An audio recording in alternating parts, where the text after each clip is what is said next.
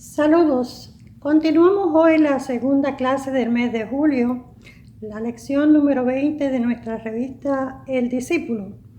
Estamos todavía en el tema general de el rostro de la sabiduría. El mes pasado estuvimos viendo el libro de Proverbios en el Antiguo Testamento y en este mes de julio pues hemos estado viendo las enseñanzas sobre la sabiduría en los evangelios. La semana pasada vimos a Mateo, un pasaje especial donde Jesús y Juan el Bautista eran nuestros modelos de sabiduría. Hoy vamos a ver un pasaje en Lucas, el Evangelio, donde se presenta a Jesús en su adolescencia.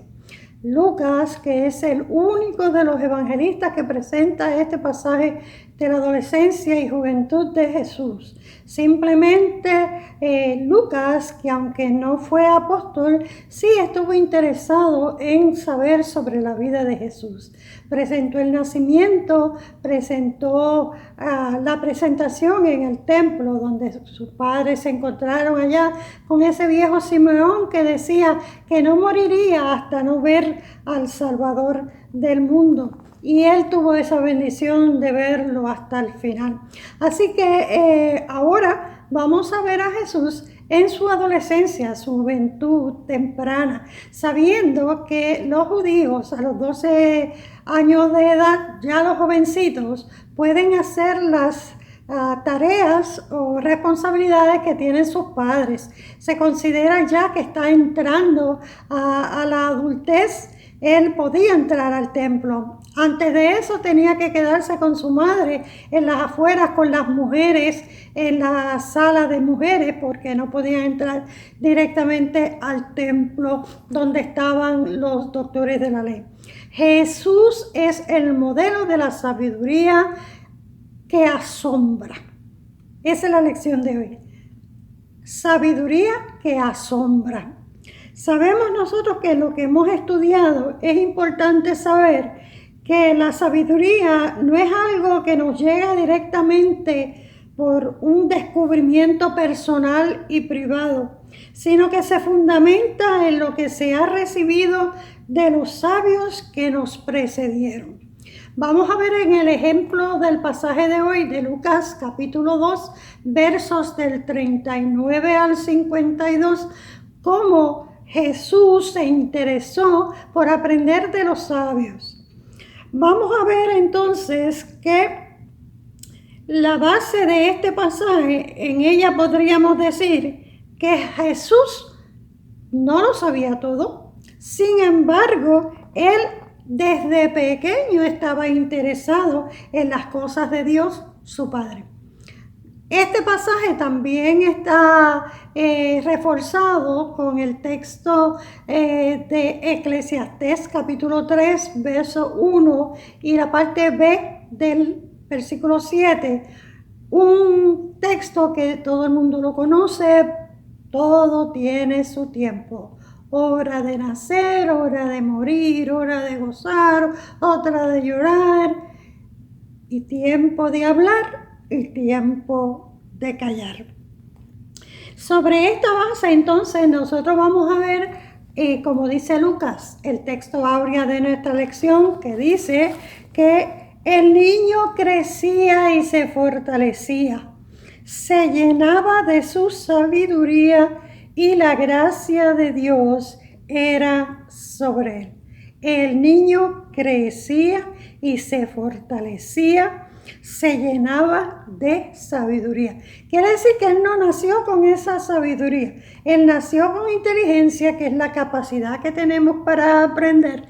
Pero él, según Lucas, crecía. Quiere decir que va aumentando en conocimiento, va aumentando en sabiduría. ¿Cómo afectaría el hecho de que sus padres lo llevaban a él todos los años al templo?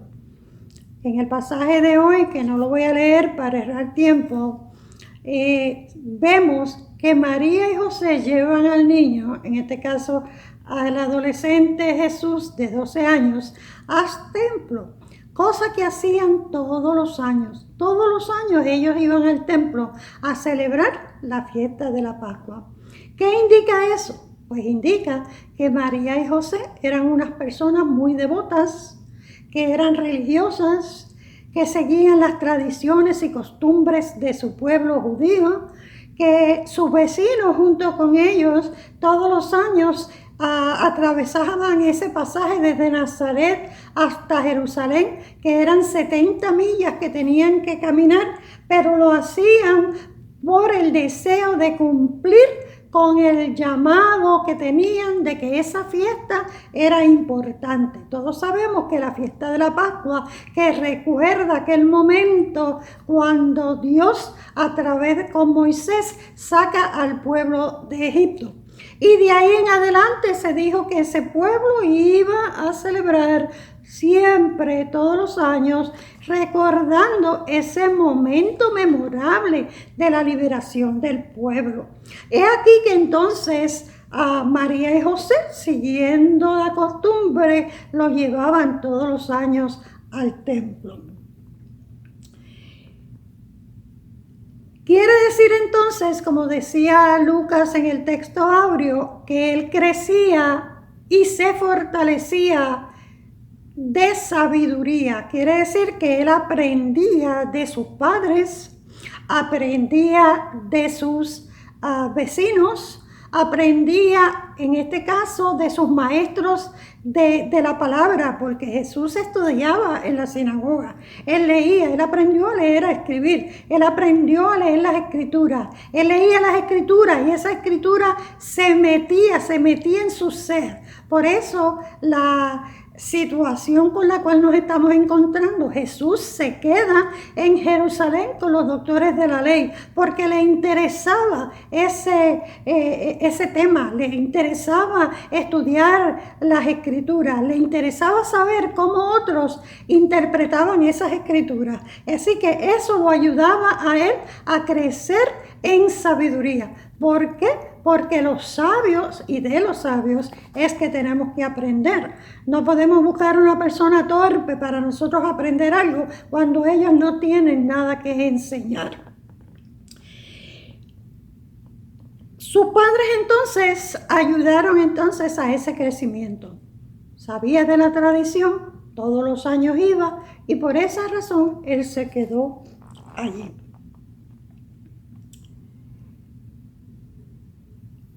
Nosotros entonces vemos a Jesús un adolescente común y corriente. Un adolescente que no era extranatural ni extraterrestre. Era un ser humano que tenía ciertos intereses. Ustedes han visto algún jovencito de 12 años que preguntó, ¿y por qué pasa esto? ¿Y por qué pasa aquello? Yo me imagino a Jesús hablando con esos doctores de la ley y lo que hacía era preguntas.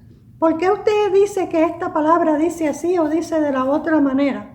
Y esta palabra dice así de la otra. Ellos se asombraban al ver que un niño de 12 años quizás tuviera el valor de preguntarles, de cuestionarles algunas ideas que ellos tenían. Hoy tenemos niños así. Hoy tenemos muchos niños que son muy inteligentes, brillantes, que traen preguntas que a veces a uno lo dejan un poquito, ¿verdad? Como dicen por ahí, patidifuso. No sabemos qué contestarles, pero los niños son muy brillantes y muy inteligentes. Máximo cuando el niño se ha criado en una familia donde se le da lugar, donde se le da oportunidades para preguntar y para cuestionar. Cuando se cría en una familia donde hay un altar familiar, donde se estudia la palabra, donde se lee un texto bíblico, donde se trata de explicar qué ese texto bíblico quiere decir, ese niño entonces tiene esa libertad. Y usted ve esos niños en la iglesia muchas veces, que son aquellos que les gusta a presentarse en algún programa de la iglesia porque tienen en su... nosotros tenemos un niñito, no recuerdo el nombre, que él está capacitado para cuestionar y para hablar y para explicar la palabra. Pequeño, 10, 12 años, así era Jesús. Una sabiduría que nosotros sabemos que el principio de esa sabiduría es el temor a Dios. Ese temor a Dios se lo enseñaron sus padres.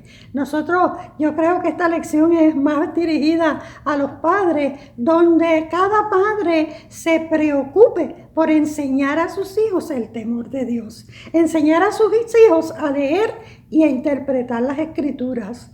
Porque como le dijo Jesús a la madre cuando lo encontró en el templo, después de 3 días que se quedó allá, en las cosas de mi Padre me conviene estar. María estaba angustiada, como ser humano se angustia. A usted no le ha pasado. A usted como madre nunca se le perdió ninguno de sus hijos en el supermercado, un parque de pelota, en Disney World, en algún sitio. Pues si a usted no le ha pasado, a mí me pasó. Yo tenía 3 muchachos y cada vez que salía a algún sitio, uno se me quedaba atrás. ¿Por qué? Porque se ensimismaba en algo que le interesaba. ¿Cuál era su interés? Bueno, pues los varones en la pelota, las cosas de pelota, los juegos de los bates, las bolas, los guantes. Cuando yo seguía caminando y miraba atrás, allá lo encontraba en una tienda de deporte. Así era Jesús. ¿Dónde estaba el interés de Jesús? Dios puso ese interés, porque Dios, dice Lucas, que Él tenía la gracia de Dios. La gracia de Dios le acompañaba. Es aquí que entonces, cuando José y María le cuestionan, ¿por qué nos haces esto? Ustedes saben que las cosas de mi Padre me conviene estar. Ellos no lo entendieron, porque ellos simplemente entendían que ellos tenían la responsabilidad como padres de criar a un niño que Dios les permitió tener en su seno familiar. Y es una responsabilidad grande. Por eso ellos se angustiaron. Se me pierde ese niño. ¿Qué respuesta le voy a dar a Dios que me lo dio para criarlo? Eso mismo nos cuestionamos nosotros. Se me pierde este niño. ¿Qué hago? ¿Qué le digo a Dios cuando no he sido responsable para atender a mi hijo? Dice Lucas que él siempre se sujetaba a sus padres. Así que era un muchacho bueno, era un muchacho obediente. Así que esto que él hizo no fue una travesura, no fue una falta de respeto, no fue rebeldía, sino simplemente indicándoles a ellos que él tenía unos intereses diferentes a cual otro niño. Por eso los doctores de la ley se sorprendían de lo que Jesús decía. Era un niño humano, tan humano como los nuestros, pero tenía algo especial. Él amaba a su padre y sobre todo se sujetaba a sus padres. Era obediente. Dios lo mandó a la tierra para que aprendiera de los humanos, para que reconociera de los humanos aquellas cosas, intereses y sentimientos y gustos y cualidades o debilidades de los seres humanos, para que Él fuera un buen representante de un ser humano, para que pudiera entonces cargar nuestros pecados en la cruz del Calvario y llevarse nuestras enfermedades, porque sabía lo que un ser humano sentía. He aquí que el niño crecía y se fortalecía, se llenaba de sabiduría y la gracia de Dios era sobre él. Que así también sean nuestros niños.